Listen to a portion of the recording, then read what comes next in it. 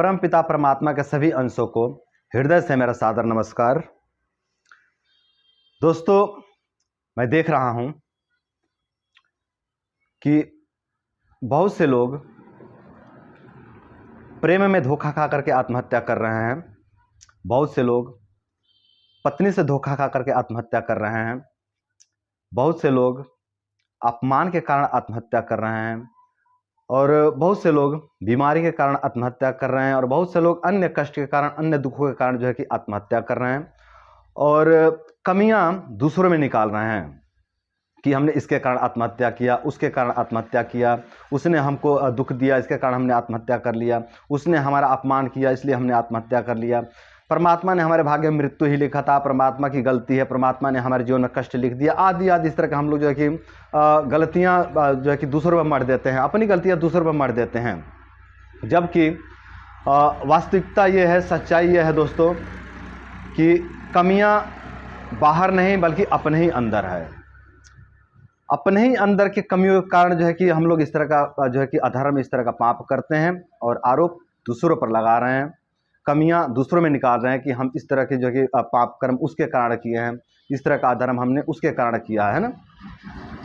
तो मेरे दोस्तों, कमियां बाहर नहीं है, कमियां अपने ही अंदर है। बाहर जो है वो ऐसे ही है, प्रकृति ऐसे ही है, प्रकृति में दुख है, दर्द है, कष्ट है ना। आपके अंदर सहने की क्षमता होनी चाहिए, लेकिन कमी आपके अंदर यह है कि आपकी सहन शक्ति नष्ट हो गई है, जिसके कारण इस तरह का जो है कि कदम उठाना पड़ रहा है ना। कमी अपने अंदर है कि अध्यात्म का ज्ञान नहीं है ना, जिसके कारण जो है कि टूट करके, थक करके और पूरी तरह से मतलब मानसिक रूप से विक्षिप्त होकर के इस तरह का कदम उठाना पड़ रहा है। कमियां अपने अंदर है कि जो है कि शुक्र धातु अपने अंदर नहीं है, शुक्र धातु पूरी तरह से नष्ट हो गया, जिसके कारण पूरा कॉन्फिडेंस ही नष्ट हो गया है, जीने की उम्मीद ही नष्ट हो गई है ना, लड़ने की क्षमता ही नष्ट हो गई है, साहस नाम का कुछ चीज़ अपने अंदर है ही नहीं, जिसके कारण जो है कि व्यक्ति इस तरह का कुकर्म कर रहा है, इस तरह का अधर्म कर रहा है और आरोप दूसरों पर लगा रहा है कि हमने उसके कारण जो है कि आत्महत्या किए, इसके कारण आत्महत्या कर लिए। परमात्मा ने हमारे भाग्य में जो है कि मृत्यु लिखा था। तो मेरे भाई, कमियां बाहर नहीं है, कमियां अपने अंदर है। जरूरत है अपने अंदर जो है कि कार्य करने की, है ना। यदि आप बाहर सुधार करोगे ना बंधु, तो कुछ हाथ नहीं लगेगा, कुछ हाथ नहीं लगेगा। यदि आप अपने अंदर सुधार कर लेते हो ना, अपने कमियों को जो है कि सही कर लेते हो ना, तो ये दुख, ये दर्द, ये अपमान आपका कुछ नहीं बिगाड़ पाएंगे। ये धोखा, ये जो कुछ भी है ना, जो कुछ भी आपको बाहर से मिलता है, ये आपका कुछ नहीं बिगाड़ पाएंगे यदि आप अंदर से सबल हो, तो अंदर से सामर्थ्यवान हो। तो यदि आप ही के अंदर कमियां हैं, यदि आप ही के अंदर अनेकों दोष हैं, यदि आप ही के अंदर विकृतियां हैं, तो बंधु जब आपको बाहर से कष्ट आएंगे, पीड़ा आएंगे, तकलीफ आएंगे, तो आप उसका सामना नहीं कर पाओगे। वैसी स्थिति में आप टूट जाओगे, आप बिखर जाओगे, बर्बाद हो जाओगे और फिर वही करोगे जो आज लोग कर रहे हैं ना। दुर्दशा हो जाएगी, जैसा कि देखने को मिल रहा है आज के समय में समाज में, है ना। लोग जो है कि अपने शरीर को नष्ट कर ले रहे हैं, आत्महत्या कर ले रहे हैं। बहुत दुखद है ये, बहुत मतलब कष्ट की बात है कि मतलब इतना मूर्खता कैसे कोई कर सकता है। मतलब थोड़ा तो अध्यात्म, ये ऋषियों का देश है, ये संत महात्माओं का देश है। यहाँ तो इस तरह का नहीं होना चाहिए।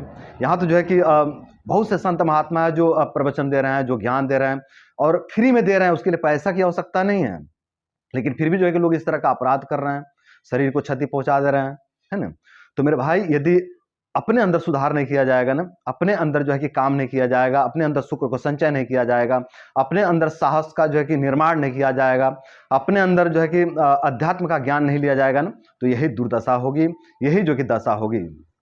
तो मेरे भाई, यदि आप चाहते हो कि आपकी ये दुर्दशा ना हो, आपके साथ जो है कि इस तरह का व्यवहार ना हो और आपके जीवन में कोई दुख, दर्द, कष्ट आए, तो आप जो है कि डट करके उसका सामना करें और सामना करके जो है कि आप इस नरक से, इस दलदल से बाहर निकलें। तो इसके लिए मेरे भाई, आप ब्रह्मचर्य का पालन कीजिए और आध्यात्मिक बनिए।